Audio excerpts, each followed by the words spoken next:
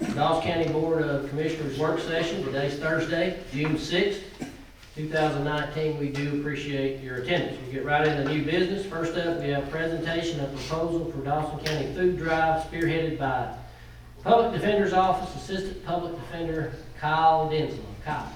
Good afternoon. That would be me, Mr. Kyle Denslow, and I am with the Public Defender's Office. Before you all today to discuss an issue I discovered in our county with the Rip-Rap Food Bank. I think the best way to describe this is kind of how this idea came to mind. It was just basically one day I just was driving home from work. I'm still living in Hall County for the time being. I pass the food bank every time I go. So I came over to Dawson County right about a year ago this week. Right before that, in Hall County, they had this event called the Legal Food Frenzy Food Drive that is supposed to encompass the entire Northeastern Judicial Circuit, which would include Dawson County.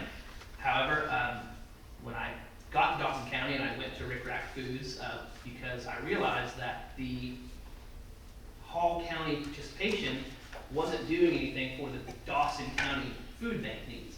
They're partnered with a specific food bank in Hall County. So I stopped by Rip-Rap Foods to discuss possibility of having a food drive. And first and foremost, do y'all need a food drive? And I got to talking to the director there, and she actually told me that non-perishable items are donated frequently from the grocery stores, food line, all that stuff. It's taken care of. But non-perishable items, particularly around the summertime, they almost routinely have empty shelves. And I was actually in there, I walked back to the back of the food bank, and these shelves are empty. And that troubled me more so because that the director was telling me that predominantly that food bank serves the elderly community of Dawson County. So with that, the proposal is fairly simple. This year what we want to do is just to get a foundation, a simple canned food drive that we can build upon years to come, adding some more kind of, I guess, fun aspects to it, competition, prizes, etc. But for this year, what we'd be proposing is the week, depending on, I believe the voting session is June the 20th, so to have ample time to advertise the event and all that stuff, I'd be proposing, I believe it's July the 8th would be the date that we would want to, I believe that's the Monday after 4th of July. So from that time, probably Monday to maybe Wednesday, essentially what would happen is the food bank itself, they have all of the infrastructure and the manpower they need to do this. They would simply be dropping off food barrels at various county buildings, and then they would pick up those food barrels. Where I would step in would be to advertise, whether that's through Dawson County Connection with Ms. Laura Fulcher, or if that's through county email, or even some flyers. Now, I believe it was July the 8th through the 10th because somewhere along those lines we have a trial week as well, which substantially increases foot traffic through the courthouse. Family members, jurors, extra staff, etc. So if I did misspeak on the date I'd be looking for is to correspond with our next trial week, which is in July, which would give me plenty of time to advertise the event after the June 20th voting session. So like I said, it's a fairly simple thing.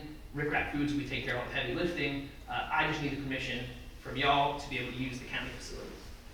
So that is my proposal. Thank you. Questions for Kyle? So this is just canned food? Yes, for the time being. We'd like to expand into possibly monetary donations as we kind of build this foundation, but this year it would be just simply dropping off cans and Rip-Rap would pick up those cans, or all non-perishable food items. How many buildings would that be? How many places would you put these barrels? Well, definitely 1 to 2 here at the main Justice Building, 1 by the Public Defender's Office, and really I guess that's kind of it. I mean, we don't really have that many. This is kind of the central area, so as long as we have enough for the foot traffic here, and we have the advertisement, I have no doubt that people will come to this building to donate if they're aware that a food drive is happening. So we really don't need that many. Fire station is what you, Library, definitely station 2. I think the library would be better actually than the public defender's office because we're so close. So I think the public library, fire department would be great, and of course this building would be the main facility, I think. And you're in the old courthouse, you're more likely to get run over. So I think it'd be safer somewhere. I mean, you will get killed crossing I'm glad you're not, but you know how bad it is there, so. Oh, I've about lost my life there a couple times. Okay. And the dates are what? Now, originally I said July 8th through the 10th, 10th, yeah. but I believe it's actually going to be, I'd have to check on that. I would like it to correspond to our next trial week, Okay. which is, I believe, mid-July. And you said that Rick Rack employees would come pick it up and everything, so Mhm. there would be no labor. All that would have to be handled by the food bank. And I apologize for not having to, I should know what the trial date is, certainly, but I can certainly get that information to you before the 20th. I'm not gonna tell Reggie Forrester. No, thank you for your passion for this cause. Everybody should. Yes, absolutely. Thank you. Thank you, sir. Next, we have presentation of request to build bocce ball courts at Rock Creek Park as Eagle Scout project. Park and Rec Director Matt Payne. Matt. Thank you, Mr. Chairman, and Commissioners, thank you for allowing me to come and speak with you today. With your permission, I'd like to bring up Mr. Thomas Livingstone. Thomas, come on up. You know, Thomas is a young man. It has been an honor to get to know his family. Super great folks. They are, and this is a young man who obviously we want to build our communities on. This is a super good kid. As many of you know, over the last few years, we have had interest in building a bocce ball court at some of our parks, and was even considered to be a Rotary project, but they had went to a different direction. If you'll remember at our last meeting, they went to a different direction. So with that, Commissioner Gaines introduced me to this family, and we had talked about a potential bocce ball court that he would like to use for an Eagle Scout project. Now, with your permission, Mr. Chairman, I'd like to hand you guys some secondary information. This is stuff that he has prepared. He has worked very, very hard on these, so this is something that he has prepared. Thank you. Thank you.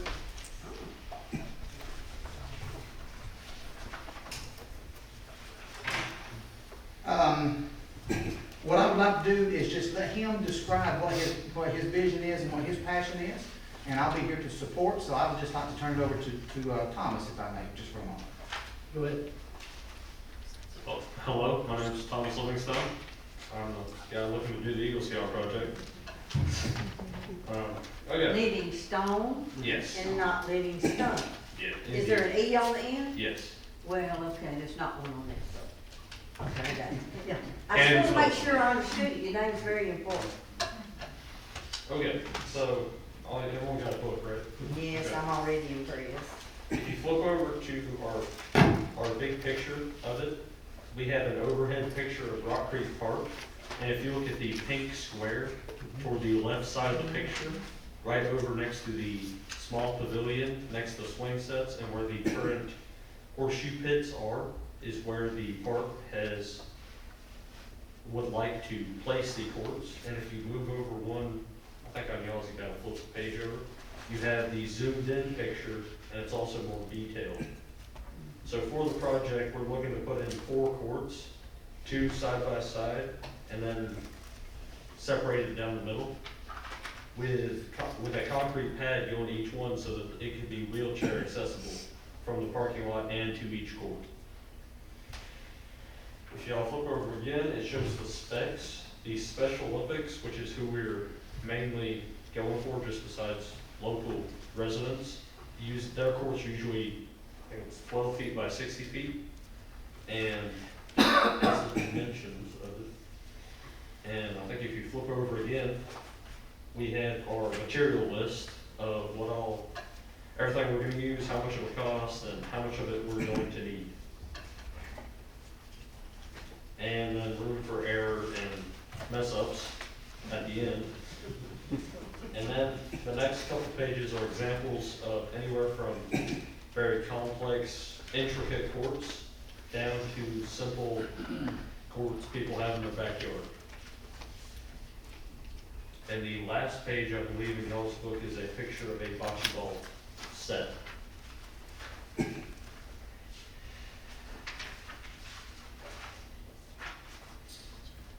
The Recreation Department will be working with the Livingstone, with Thomas, not his family, because this is his project. We'll be working with him. From a maintenance standpoint, there's very little. on our end. Weed eating around the edges, of course, and we would work together on it. But from a maintenance standpoint, this is very little to do with us.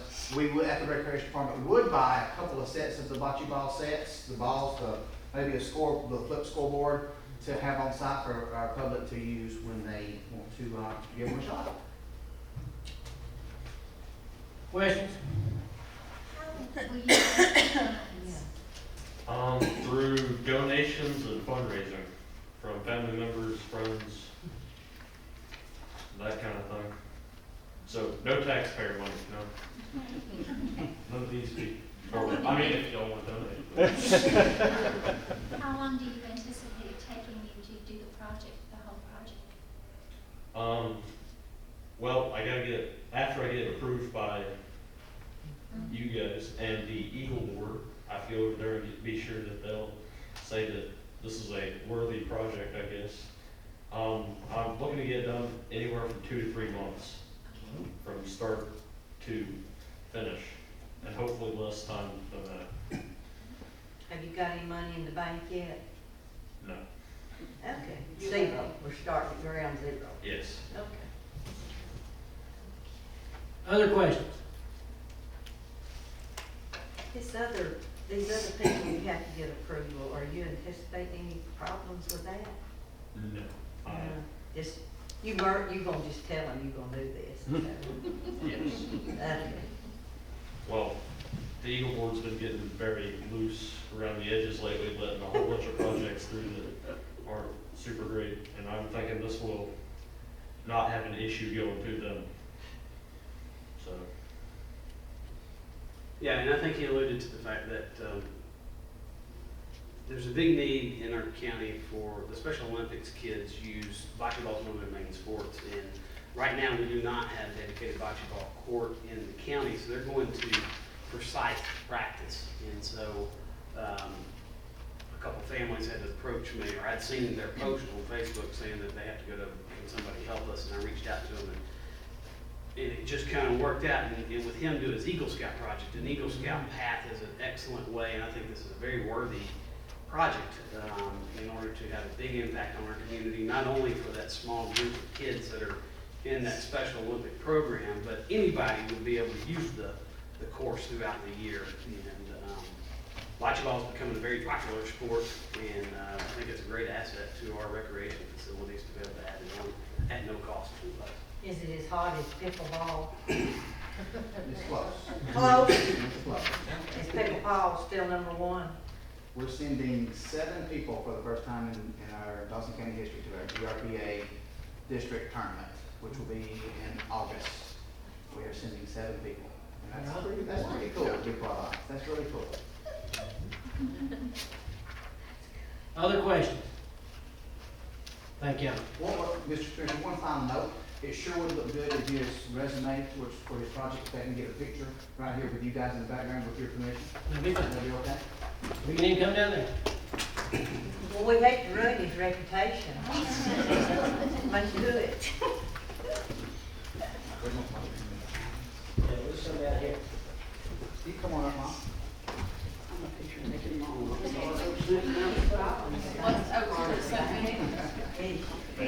Let's get right here. You put Give me a hard time. Get the middle.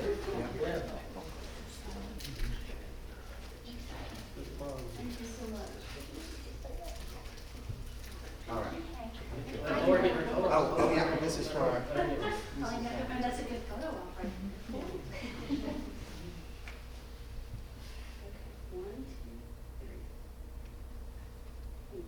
Thank you, Commissioner. And I would like to give you $100 toward this cause, and I challenge the other commissioners to give me $100 too. Just kidding. So I'm gonna raise that ante. okay, yeah, she's the I'll one raise with the it. money. She'll give you more. I'll give it to Christie, a check. Christie, so when you want to come Who do you make it out to? Thank y'all for hearing my little spiel. Thank you for what you're doing.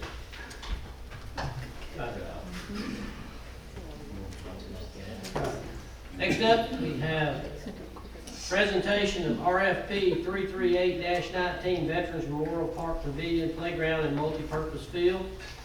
You gonna do that, David? Mr. Chairman, I think I'll take that one. We've got Okay. several items here coming up. Mr. Chairman, Commissioners, thank you for the opportunity to come and discuss this project with you. If you'll recall, several times, different staff members have been before you as it relates to the senior center and the rehabilitation of the Veterans Memorial Park. We hear a lot about Rock Creek, and it's also important that we've been tasked with some rehabilitation of Veterans Park as well. If you'll recall, I believe it was back in April, in April, our information for bid was released for the civil work, the moving the dirt and the plan for Veterans Memorial Park for the property that the senior center will be sitting on. What I am here before you to discuss today is just like we have seen really for the past 18 months, every project that we have bid out has exceeded what the cost estimates, early on cost estimates were. For a number of different reasons. The short of it is it's market driven. So my reason for being here today, we did receive bids. We are in the process of value engineering these projects, and that they are specifically this one, as is the senior center building, are both over budget.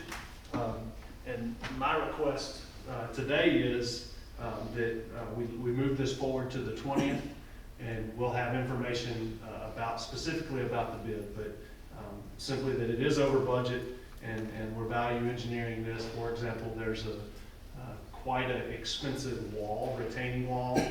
We're taking the wall out, looking at sloping the things down. There's a possibility of an amphitheater, and how much cost savings is it to just do a pavilion versus a pavilion and an amphitheater, with the intent of getting the multi-use field, the amphitheater, the parking, the senior center, and everything just like it is. It will still be a complete rehabilitation. However, we're just not prepared, and the agendas were already published, so we felt the need to at least give information that it is over budget, and we're working on trying to get that value deal. I'll attempt to answer any questions. So basically you would, on the 20th work session, bring back some more detail from your talks with whoever? Yes, that is correct. Other questions? Thank you, sir. Next up, we have a presentation of Amiclola Electric Membership Corporation Power Easement for Public Works Complex. David, you're doing that one as well? Yes, sir, Mr. Chairman, Commissioners. The request before you is Amiclola EMC. We currently served at the Public Works Complex by Amiclola EMC. We have to move, the line stretches across one corner of the parking lot of the road and bridge building in those plans.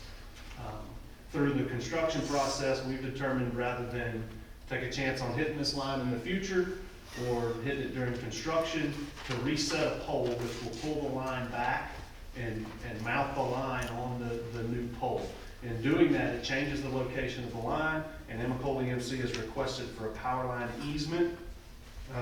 I believe in your packet, we did have a late ad in your packet, but in your packet has the map that what it shows, and it basically follows the line of the existing transfer station entrance, and it's just pulling that power line over within that boundary there.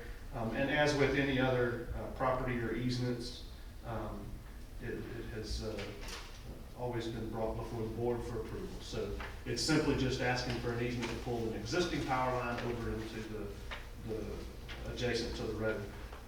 For what it's worth, there's no power line easement there now. Questions for David? I do have one other thing. I think originally we thought that there was some concern for the sake of the construction schedule, and we had asked for this to be moved to tonight's voting session, but we can wait until the 20th and move that forward to the 20th. All right. Questions? All right, thank you. Next up, we have a presentation of request for no through truck traffic on Blacks Mill Road. David? Mr. Chairman, Commissioners, I think we were last briefed at the last work session, possibly in the county manager report, that we were able to open Blacksmith Bridge. That has gotten, as you can imagine, almost as many calls of thank yous as there was that when are you opening it. So that was well received. If you'll also recall, we discussed early on in that project about once the bridge is open, looking at some traffic numbers, and possibly doing just what this request is here, closing the Blacksmill Road to through trucks. The map that's up on that I'm up there in the portion of this road that I would request to close to no through trucks is from Dawson Forest Road to Harry Soseby. The primary concern is that first half mile from Dawson Forest Road, really to where the pavement starts. The reasoning for going all the way to Harry Soseby is there's no turnaround point without turning trucks around on private property. So what my request is before you today is to close Blacksmill Road to no through trucks from from Dawson Forest Road to Harry Soseby Road, much like we did with Red Rider Road, and we're going to discuss that just a little bit at the next item. Much like we did with Red Rider Road, we'll sign this, double pole sign it, and then it becomes an enforcement issue. We did last weekend take some traffic numbers, and there was, in a 48-hour count, there was roughly 183 vehicles across the bridge. So it's getting used, and from what we saw, it was not, speed was not a concern, but there was significant vehicles, and there was some large axle vehicles, so there was trucks using it. I'll attempt to answer any questions. Questions for David? Can I ask a question about the bridge? Yeah. Do we have the final number of how much the bridge cost us? Because I know on the contract it was not closed and we were waiting until it was completed. Could we get that final number? It was $375,000. How much was the total of going to Mr. Crabbinger. In the agreement we had with him, it was up to $1,200. However, the drainage work that was there, myself and Brian Young went out and we were able to flush most of the pipes that were in there, so there was very little work that was done. He has not submitted for an invoice yet, but it will be under $1,200. Okay, so it was just additional $1,200 or less. And that was for the drainage work that was completed. We inspected that throughout that whole process. It was yes, but you're right, it was a not to exceed $1,200 for that drainage work. Okay, thank you. Can you further define the definition of a truck? I mean, we're not restricting UPS trucks from delivering Amazon packages. This is tractor trailer trucks that you're looking at. This is through traffic. So the way Blacksmill Road and the way Waze works and everything works is this is from point A to point B. If you have a delivery on that road, then yes, regardless of what size truck, if you can get through there, then you can. But if I'm on Dawson Forest Road and I need to get over to Goodson Road, which is at the end of Blacksmill Road, then that's what would be prohibited from there. And But just for clarification, we're not restricting deliveries of UPS trucks anywhere up and down that road. we absolutely are not. And I didn't say it for the matter of record. I think we need to say that. The reason for doing this is the geometry of the road. The road is narrow.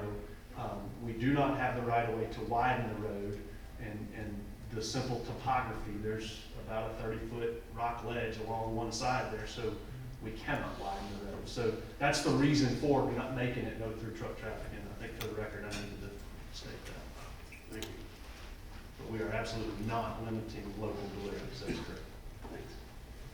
Other questions? Thanks, David. Next up, we have presentation of requests for Red Rider Road improvements. David, you got that as well. I do, and I will attempt to discuss Red Rider Road. I think Red Rider Road, certainly on social public media, has been a topic of discussion for the past several years. And what we are left with is trying to come up with a solution to the challenges that we're faced with development and anything else, and primarily lack of right-of-way.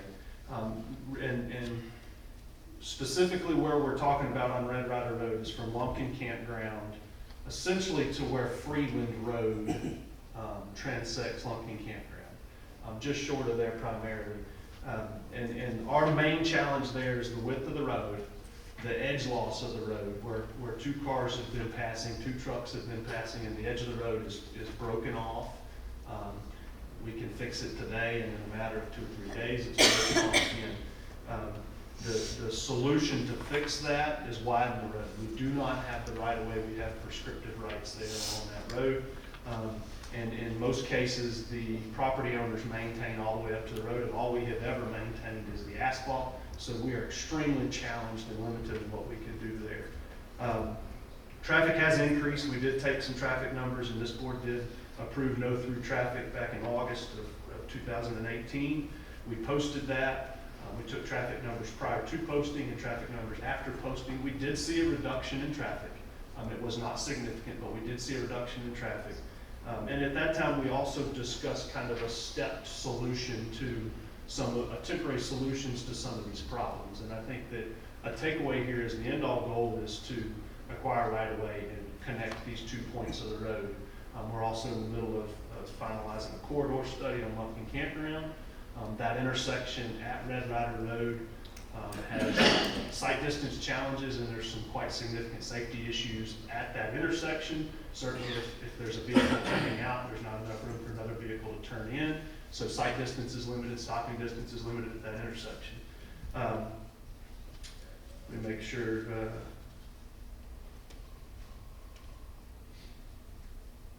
So again, I don't want to reiterate it, but there certainly has been locally increased traffic. I do not want to deny that fact. I think that certainly has been topic of discussion to the point where even some of the traffic is going through folks' driveways and stuff like that. So back in August or prior to August, we talked about really the last resort step was to make this a one-way road, and then essentially a last resort step from that is to add speed tables. Just adding speed tables, I want to talk about that just a second, because that was certainly addressed from one or two of the citizens, and I think Commissioner Hicks, they reached out to you, and Commissioner Gaines as well. Speed tables is obviously not going to fix the issue of the edge loss and the safety issue of two vehicles passing. So what my proposal is that we make this road one way from Lumpkin Campground going towards Black's Mills Preserve subdivision towards Freeman Road. What is also noted is there will be some displacement. Yes, there is 8 or 9 structures, houses that are affected by this, and when they leave their driveway, they can currently turn right or left and go towards Lumpkin Campground and then go whichever way they see fit. So there is some displacement. The maximum displacement is less than 1 mile. 4,000 feet is the maximum displacement all the way back around to the place. So I know we're not talking about miles and miles of displacement like Blacksmill Bridge was when we had to close that. It is very minimal displacement. What I'll also tell you is that the traffic is being diverted. The purpose of this is to divert the traffic to Freeland Road. Freeland Road is 2 lanes, it's striped, it has shoulders, and we have recently done work at Freeland and Lumpkin Campground, increasing the radiuses that will handle truck traffic.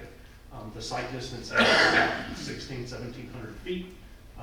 So the entrance at Freeland Road meets and exceeds the safety concerns that we see at Lumpkin Campground Road. So my reason for this is really just to have some public discussion. I know there was a lot of discussion going back and forth, my recommendation is that we make that one way from Lumpkin Campground, and then if speed still becomes an issue, then yes, we will absolutely do the speed tables. And speed tables is the last resort, and there has to be some quite significant information and research, and I think we've got that. So I think I've covered everything that I intended to, and I'll attempt to answer any questions. Questions for David? So, Have we reached out to these 9 or 10 property owners to see if they're willing to donate property so this road can be 2-lane? I have not spoken to all of them, no. I have spoken to 3 or 4 are the ones that we routinely have spoken with. How did they feel about it? Were they willing to, or do they have enough? No. They don't have No. enough? In some cases, they do have enough. For example, there are areas that they do. There are other cases where we get additional right-of-way, then we've got structures that are in setbacks and rights of way and everything else. So it's, but no, we have not been successful in that. We have attempted that, Okay. but no, we haven't. I'm not gonna sit here and tell you I've spoken all night. No, I have not. Because I do know there's a lot of buildings close to that road. Very close. Mhm. There's three primarily that would be in what would need to be 60-foot or right Okay, thank you. And speak to why closing that road is not an option. Closing the road is an option. I don't want to say that it's not. My recommendation is that we do not close the road, that we keep that thoroughfare open for a number of reasons. Number one, we have a thoroughfare that goes from, and I know we're talking about making it one way, so it would cut that off temporarily, but in essence goes from Dawson Forest Road to Blue Ridge Overlook and essentially over towards War Hill Park Road. Being Red Rider Road, cross to Whitmire, cross to Carlisle, and all the way up to Blue Ridge Overlook, and then back across. We see the city had a public meeting yesterday, and if we lose those thoroughfares, whether we use them currently or whether we expand them, it's forever more difficult to get those thoroughfares back. So my recommendation is not. However, that is an option. It absolutely is an option. There's some challenges there as well. We've talked about that. We have to provide an accessible fire turnaround, which would be hammerheads, TDs, cul-de-sac. And we would have to do that in 2 locations if we close it at a point. So it is an option, yes. And to Commissioner Nix's point, and this may be what you're getting at, is we have asked that we have had that asked of some of the residents, just close it. And that certainly is an option. We've had several conversations about this project, but what's the latest on the residents' feedback that are impacted by one way in the thing versus, I mean, they're having to go around? I mean, this is such a catch-22 because a development was approved that should have, hindsight 2020, you know, obviously you look back, but that road was never designed to handle that much traffic on it. And even though you call it thoroughfare, it's not designed to handle, to be a thoroughfare. And, you know, those folks that have been there, I feel for them, but I mean, at the same sense, I understand the predicament. So yes, you are exactly correct in that it was not designed, which is exactly why we're where we are today and having to come up with a solution to do that. And we did, to your point, we have had conversation and specifically emails. I have an email in front of me where a resident was concerned that they would be, essentially, and I'm paraphrasing here, but there would be miles of displacement if they have to go around. What I'm telling you is that's simply not true, that it's less than 1 mile of displacement.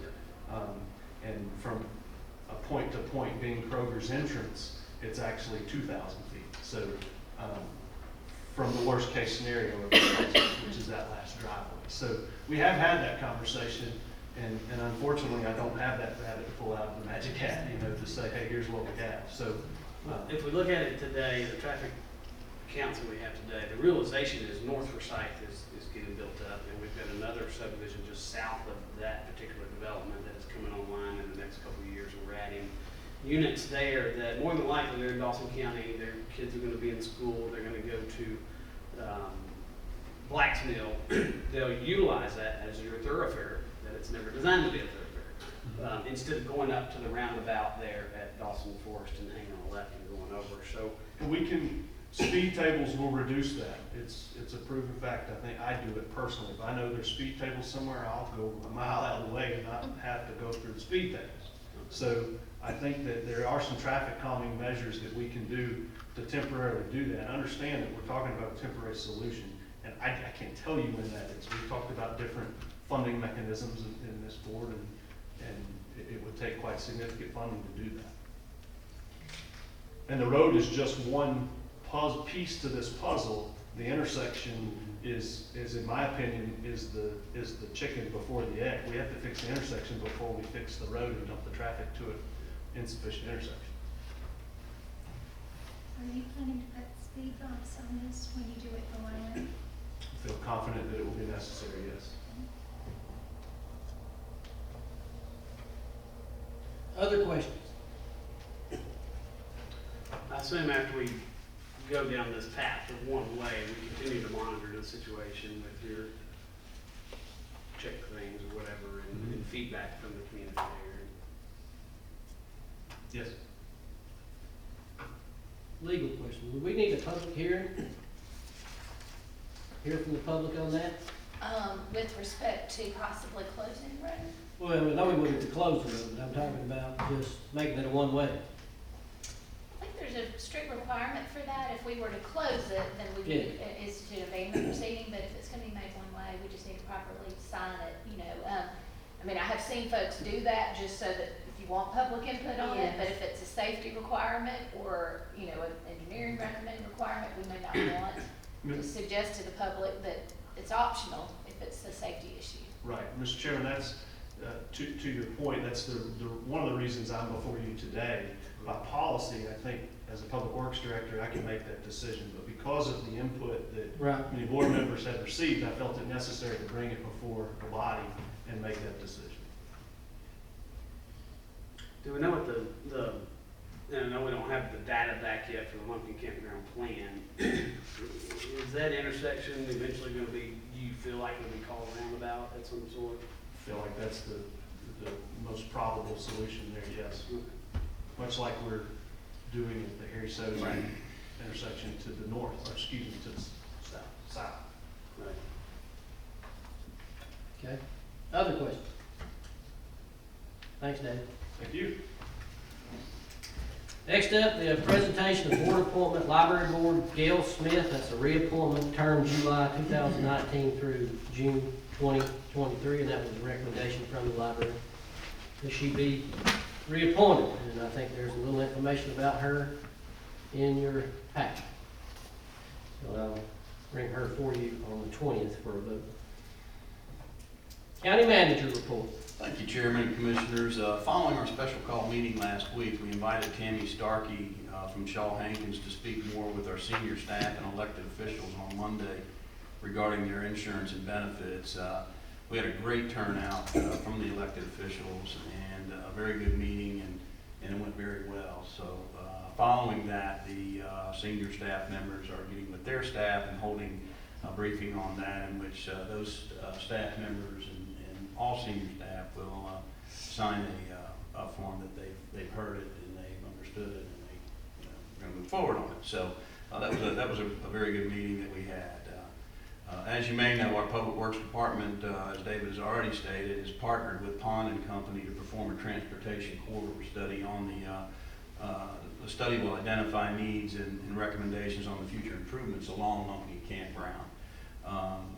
Road between the intersection of Dawson Forest Road and Highway 53. This is the most critical part, so this is broken into a three-phase study, which the board approved the funding of this particular area. That being said, Dawson Forest Road and Highway 53 meeting will be inviting the public to an open house from 4 to 6 next Tuesday, June the 11th at Fire Station 2. So that's 4 to 6 next Tuesday, June the 11th at Fire Station 2. Any details to that, I'm sure Mr. McKee would be more than happy to go over that with you as well. And as I said, this is a phase 1 of a phase 3, which would be from the Forsyth County line to State Road 400 at the completion of that study. But this is the choking point, and as you know, we just did the 53 Lumpkin intersection improvement there. Also want to remind the public and the commission that celebrity breakfast tomorrow morning at Longhorns from 7:30 to 9:30. Chairman Thurman and several of the staff members that are here tonight will be participating in that activity in the morning. So I just wanted to remind you of that. And, Starts at 7:30. Yes, ma'am.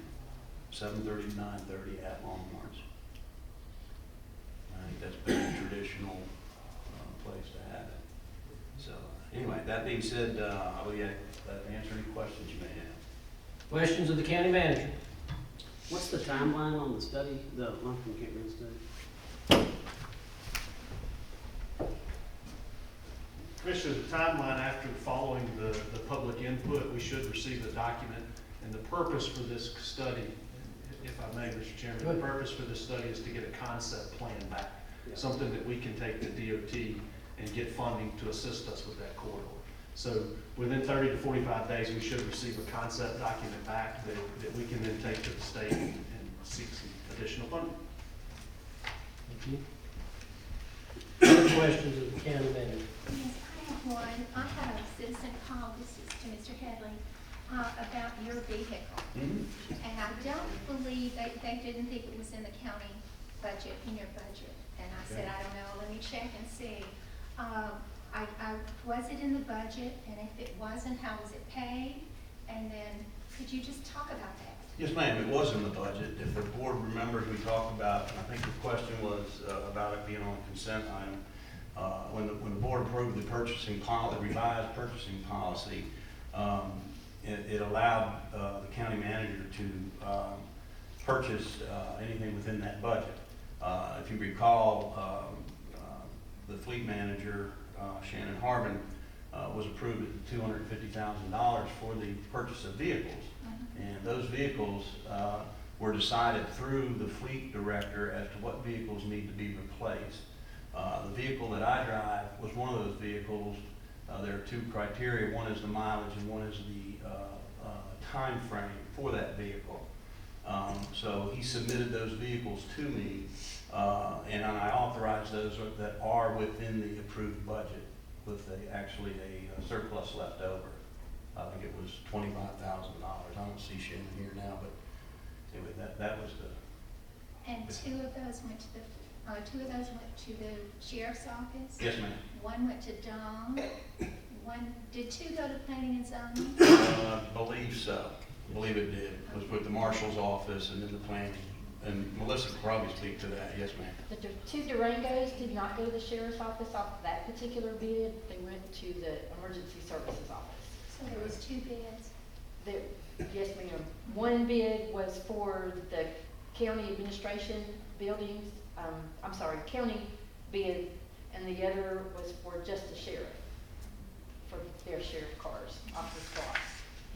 And then this money came out of the budget for where we got money back from sales, Okay. and that additional $100,000 that was budgeted at the beginning for 2019. And then the sheriff, they get their cars out of the SPLOST 6 money. Right, and I was just thinking that $250,000 was totally for the sheriff's department, but it wasn't? No, ma'am. No, ma'am, there's much more than The that. sheriff's department is all out of SPLOST. They have, I think it's 11% of the budget. Well, I think the bottom line is I am missing those reports where we saw them, and then I felt up to date when people ask me questions, and I'm missing that. And I voted against that, but I'm just wanting to be, because nothing was brought to us and we received nothing, and so I didn't know how to answer that. Well, if the commissioner recalls, we had mentioned that would be attached to the key indicator report that comes out. And due to the shift in the new schedule that we have, that put this the key indicator report, my vehicle and the purchases that made and the contracts that have been signed will be on the next key indicator report, which will be on the, I believe, 20th. Is that correct? Yes, sir. So if you will have it at that point. Okay. Is your vehicle still in service? Is somebody? And what we did with that vehicle, well, yes, ma'am, it is still in service. And what we did is we kept it within the administration side for the basically as a pool vehicle or for the public information officer. We are very short on pool vehicles. I believe we have two, and they're often gone. So what we looked at were vehicles that do have some value, some life left, that can be utilized still without having to put them on gov deals and let them sit in the parking lot until they're sold off. So yes, ma'am, to answer your question, it is. Okay, thank you. Yes, ma'am. Other questions of the county manager? Thank you, sir. County attorney report. Yes, sir. I do not have a public report, but I do have a few items to address in executive session, please. Okay, and that would be Oh, I'm sorry. litigation and, Litigation and personnel, and just litigation personnel. litigation Yes. personnel. Okay, do you have any questions for the county attorney? All right, hearing none, I'll take a motion to go into executive session to discuss litigation and personnel. So moved. Motion by Commissioner Gaines, Second. seconded by Commissioner Fawcett. Discussion. Hearing none, please vote.